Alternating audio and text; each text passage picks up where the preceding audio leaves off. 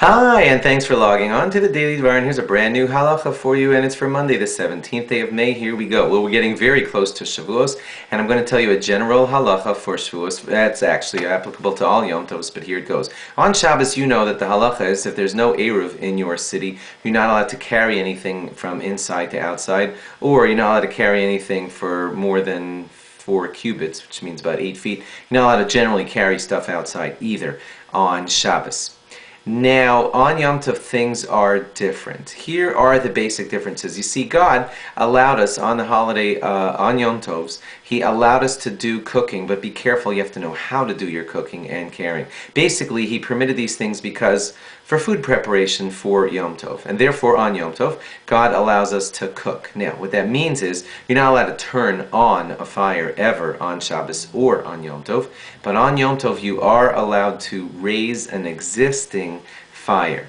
Now, that used to be less complicated about 20 years ago when ovens used to have a good old-fashioned pilot light. What it meant was that a little light was always burning inside of the oven. You could leave it on a little bit before Yom Tov, and then when Yom Tov arrived, you could just raise it whenever you wanted to cook. And then when the food was on that existing fire and was getting close to being cooked, you could turn it down, not off, but you could turn it down because you're allowed to raise or lower a fire on Yom Tov in order to help your cooking process. Nowadays it got more complicated because most ovens do not have a standing pilot anymore, especially electronic ones, and all kinds of lights and gizmos and bells and whistles go off every time you turn any knob on any cooking appliance these days. Therefore, I'm going to say a general thing here. You must consult a good, competent Orthodox rabbi to ask him how to use your oven on Yom Tov. There are some ovens that are called Yom Tov or Shabbos ovens. They're prepared such that nothing happens electronically when you raise or lower the fire, but you got to know what you're doing.